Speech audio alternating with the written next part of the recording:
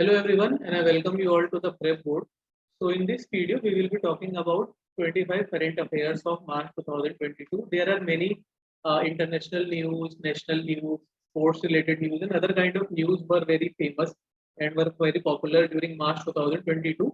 So this video is relevant for all entrance examination, whether you are preparing for NBA entrance examination, BBA entrance examination, either you are preparing for CLAT. So for all these 25 current affairs will be very very relevant. So आइए video को start करते हैं और अपना पहला question देखते हैं, discuss करते हैं. So India unveiled a logo to commemorate 75 years of diplomatic relations with European country. यानी कि इंडिया के एक पर्टिकुलर कंट्री के साथ में 75 इयर्स के डिप्लोमेटिक रिलेशंस अभी कंप्लीट हुए हैं. तो वो कौन सी कंट्री के साथ हुए हैं और इंडिया ने एक लोगो भी उसके लिए अनवील किया है अभी recently. So we have four options. We have a Belgium, we have Germany, we have France, we have Italy. So the correct option for this is France. यानी कि इंडिया ने अभी एक लोगो रिलीज किया है in order to celebrate 75 years of diplomatic relations with Belgium. So आप Google पे जाके एक बार इसे सर्च भी कर सकते हैं because this is a very good news और recently ये डेवलपमेंट अभी हुआ है. So you can note this down. Who has been appointed as new CEO of FedEx? तो ये टुडे मॉर्निंग की न्यूज ही है, ये आज ही अपॉइंटमेंट हुआ है. तो FedEx के जो न्यू CEO है वो कौन है? ये ऑप्शन तो पवन कुमार, राज सुब्रमण्यम, गौरव नेगी और Sumit Vaswani. So the correct option for this is Raj Subramanyam. So today he has been appointed as new CEO of FedEx. So you can note this particular answer. How Indians view gender roles in families and society. ये एक report है जिसमें how Indians view gender roles in family and society, यानी कि जो Indians हैं वो families और सोसाइटी में जेंडर को किस पर्सपेक्टिव से देखते हैं. तो ये जो रिपोर्ट है ये किस पर्टिकुलर ऑर्गेनाइजेशन ने रिलीज की है, and this report has been released in March 2022.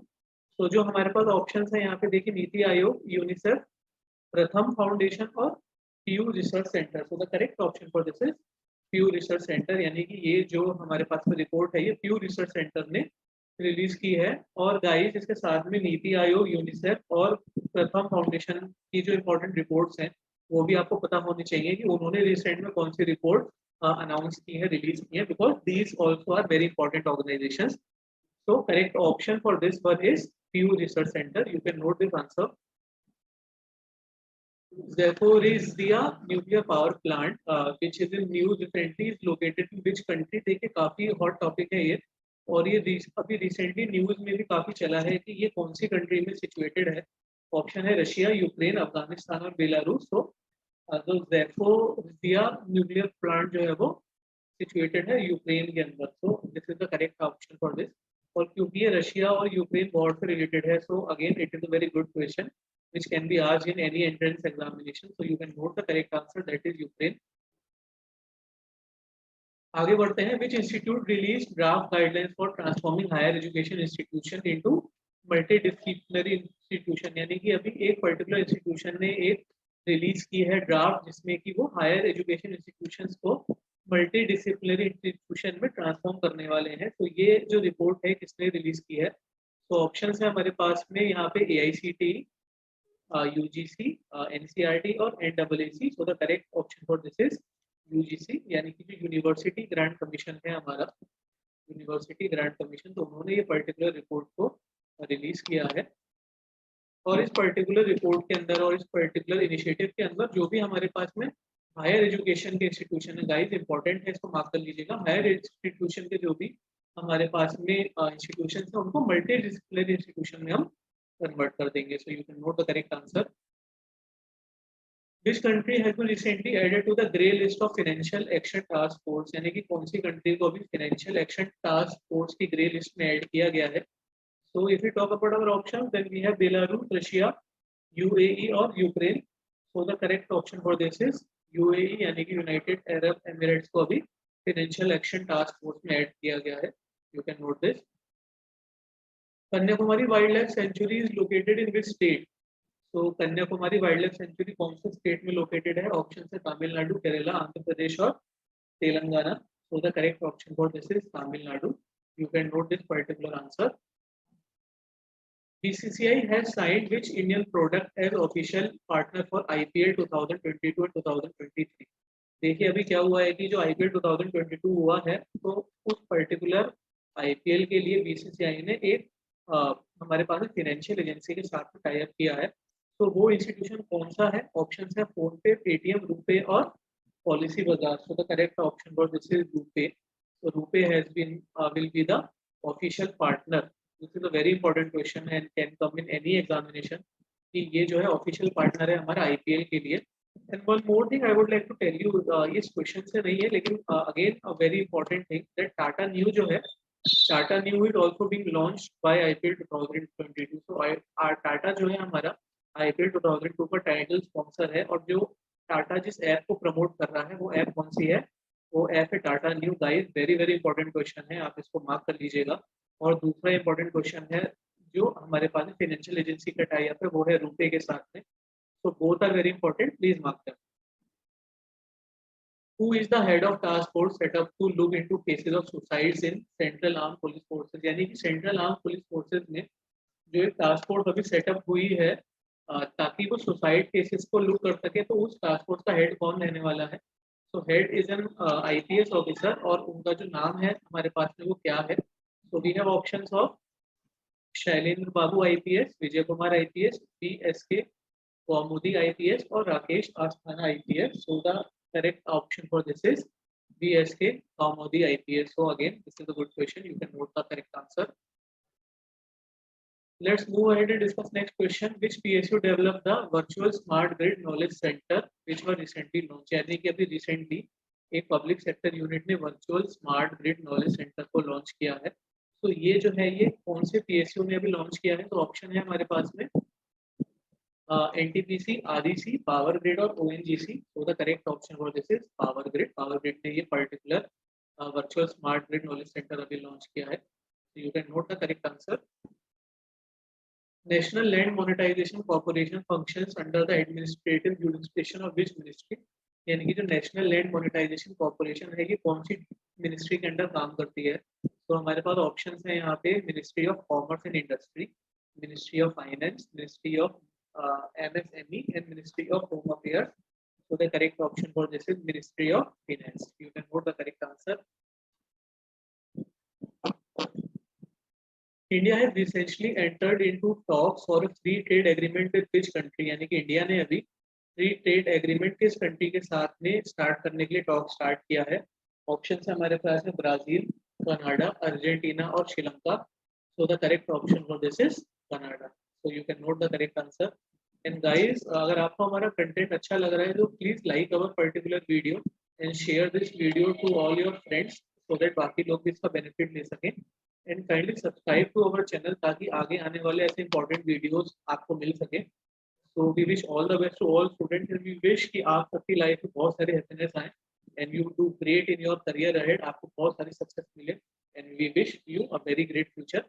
Let's move ahead and discuss our next question. Gundla Pochampally railway station declared all women employees railway station. ये कौन सी स्टेट में located है? यानी कि एक पर्टिकुलर रेलवे स्टेशन को अभी all women employ railway station का टाइटल दिया गया है। तो हमारे पास ऑप्शंस हैं तमिलनाडु, तेलंगाना, कर्नाटका और उड़ीसा। तो the correct option for this is हमारे पास में तेलंगाना। यानी कि जो तेलंगाना है वहां पे ये पर्टिकुलर जो रेलवे स्टेशन है हमारे पास में गुंडला पोम्पली रेलवे स्टेशन वो लोकेटेड है। और ये रेलवे स्टेशन अभी all women employ railway station हो गया है। Guys again a good question, you can note the correct answer. Grameena Habba is an annual marketing event organized by which institution? यानी कि जो ग्रामीण हब्बा है ये एक मार्केटिंग इवेंट है, कौन से इंस्टीट्यूशन इसे ऑर्गेनाइज करता है? ऑप्शन है ministry of women and child development, NABARD, tribes India और सिडबी। तो the correct option for this is NABARD यानी कि national bank of agriculture and rural development जो है वो ये ग्रामीण हब्बा को हर साल ऑर्गेनाइज कराता है। And it will be recently it will gonna be organized in this year. Rashtriya Indian military college seen in the news recently is located in which Indian state? यानी कि जो राष्ट्रीय इंडियन मिलिट्री कॉलेज है ये अभी recently news में भी था। तो ये कौन से इंडियन स्टेट में लोकेटेड है? तो ऑप्शन है हमारे पास में यहाँ पे केरला, उत्तराखंड, हिमाचल प्रदेश और महाराष्ट्र। तो the correct option for this is Uttarakhand. यानी कि ये जो है ये उत्तराखंड में सिचुएटेड है। What is the estimated GSDP of Jammu and Kashmir during 2021-22 as per its budget? यानी कि जम्मू एंड कश्मीर की एस्टिमेटेड जीएसडीपी कितनी थी 2021-22 के बजट में। तो हमारे पास ऑप्शन है 5.7%, 6.2%, 7.5% और 8.2%। So the correct option for this is 7.5%, यानी कि जो जम्मू एंड कश्मीर की जीएसडीपी थी वो 7.5% थी। You can mark this correct answer. Dishank is a land digitisation application of which Indian state, यानी कि रिसेंटली एक एप्लीकेशन स्टार्ट हुई है जिसका नाम है दिशांग, जो कि लैंड डिजिटलाइजेशन से रिलेटेड है। तो ये कौन सी स्टेट को रिप्रेजेंट करता है? ऑप्शन है कर्नाटका, केरला, आंध्र प्रदेश और गुजरात। तो the correct option for this is Karnataka. And guys I also request you कि आप एक बार गूगल पे जाके इसके बारे में थोड़ा सा स्टडी भी करिएगा, because this is a very very important kind of application which is being launched in this particular year, so you can learn about that. Where was the Indian Japan Annual Summit 2022 held? यानी कि 2022 में recently अभी Indian Japan annual summit हुई है, तो ये कहाँ पे हेल्ड हुई है? हमारे पास ऑप्शन है, देखिए यहाँ पे टोक्यो, न्यू दिल्ली, चेन्नई और Osaka. So the correct option for this is Delhi, यानी कि ये जो कॉन्फ्रेंस है ये न्यू दिल्ली में ऑर्गेनाइज हुई थी। You can note the correct answer. Germany has signed the energy deal with which northeastern country to reduce its dependency on Russia? देखिए आपको भी मालूम है कि रशिया यूक्रेन का वॉर चल रहा है और Germany is a part of North Atlantic Treaty Organisation. तो जर्मनी के नेचुरली बात है कि जो टाइज है वो रशिया के साथ में भी उतने अच्छे नहीं रहेंगे, तो उसने अपनी एनर्जी रिक्वायरमेंट्स के लिए एक और नॉर्थ ईस्टर्न कंट्रीज के साथ में टाई अप किया है। तो लेट्स सी वो कंट्री कौन सी है। ऑप्शन है हमारे पास कुवैत, कतर, ओमान और यूएई। तो the correct option for this is Qatar, यानी कि जर्मनी ने अभी कतर के साथ में अपना एनर्जी डील को साइन किया है। You can note the correct answer. Let's move to the next question. Which Union Ministry of India launched the India and the Arctic Building a Partnership for Sustainable Development Policy? यानी कि India and the Arctic partnership for sustainable development, ये जो policy है ये कौन सी ministry ने start की है? रिसेंट, बहुत ही रिसेंट न्यूज है ये। ऑप्शन है ministry of earth science, ministry of environment, forest and climate, ministry of defence और ministry of external affairs. So the correct option for this is Ministry of Earth Sciences. So you can note the correct answer. Where is the headquarter of International Organization for Migration located? यानी कि जो International Organization for Migration है, तो इसका headquarter कहाँ पे located है? तो ऑप्शन है हमारे पास यूएसए, स्विट्जरलैंड, टर्की और इटली। तो the correct option for this particular question is Switzerland, यानी कि इंटरनेशनल ऑर्गेनाइजेशन ऑफ माइग्रेशन का जो हेडक्वार्टर है वो स्विट्जरलैंड में सिचुएटेड है। You can note the correct answer. Which is the theme state of 35th Surajkund international crafts Mela? Guys एक क्राफ्ट से रिलेटेड बहुत इंपॉर्टेंट क्वेश्चन है, बिकॉज जो सूरजकुंड क्राफ्ट मेला है ये इंडिया का one of the biggest craft मेला है। तो इसका जो थीम स्टेट है इस बार कौन सा स्टेट होगा? ऑप्शन है हमारे पास में हरियाणा, जम्मू कश्मीर, उत्तर प्रदेश और गोवा। तो the correct option for this is Jammu and Kashmir, यानी कि ये जो सूरजकुंड इंटरनेशनल क्राफ्ट मेला है वो जम्मू एंड कश्मीर में थीम स्टेट है हमारा। You can note the correct answer. Which Indian cricketer has been presented the prestigious Sports Icon Award? यानी कि कौन से क्रिकेटर को स्पोर्ट्स आइकन अवार्ड अभी दिया गया है? सुरेश रैना, एमएस धोनी, सचिन तेंदुलकर और Virat Kohli.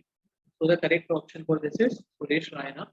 So you can note the correct answer for this. Which country launched the BRICS Vaccine Research and Development Center and Workshop on Vaccine Cooperation?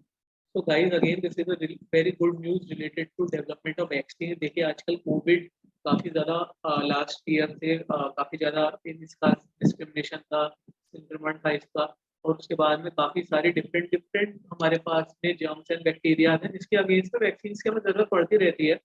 So BRICS का research centre and development अभी start हुआ है ताकि जितनी भी vaccine हैं उसको बनाने का काम यहाँ पे काफी अच्छे से होगा। तो हमारे पास ऑप्शन है कि कौन सी कंट्री में स्टार्ट हुआ है। ऑप्शन है हमारे पास में इंडिया, ब्राजील, चाइना और Russia. So the correct option for this is India. तो ये जो पर्टिकुलर वैक्सीन है जिस वैक्सीन सेंटर है ये इंडिया में स्टार्ट हुआ है। तो guys again this is a very good initiative taken by Indian government in order to develop this research and development workshop. So again very important current affairs of March. You can note this particular answer. What is the target set by India for establishing new airports by 2025? यानी कि जो 2025 तक India ने कितना target दिया है कि कितने नए एयरपोर्ट इंडिया बनाने वाला है। ऑप्शन है हमारे पास में 110, 220, 340 और 440। तो the correct option for this 220।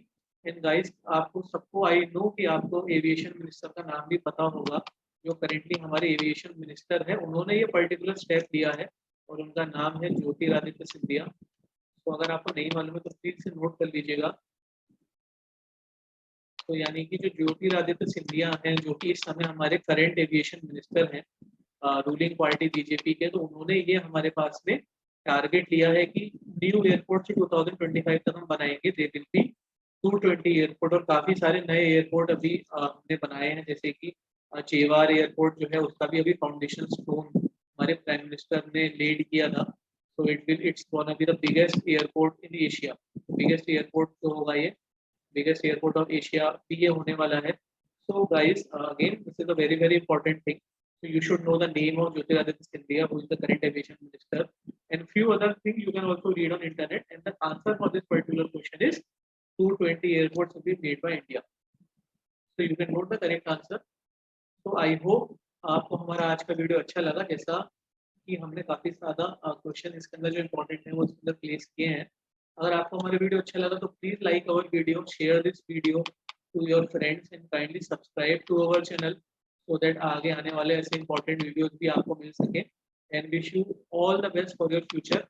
We wish कि ऑल जितने भी स्टूडेंट्स ये पर्टिकुलर वीडियो देख रहे हैं, उनका आगे आने वाला साल बहुत अच्छा जाए, आगे आने वाला ईयर बहुत अच्छा जाए, और वो लाइफ में बहुत ज्यादा प्रोग्रेस करें। And please smile through out the day, so that आपकी जो स्माइल है वो आपका डे बहुत अच्छा कर दे। So all the best to everyone and thank you very much.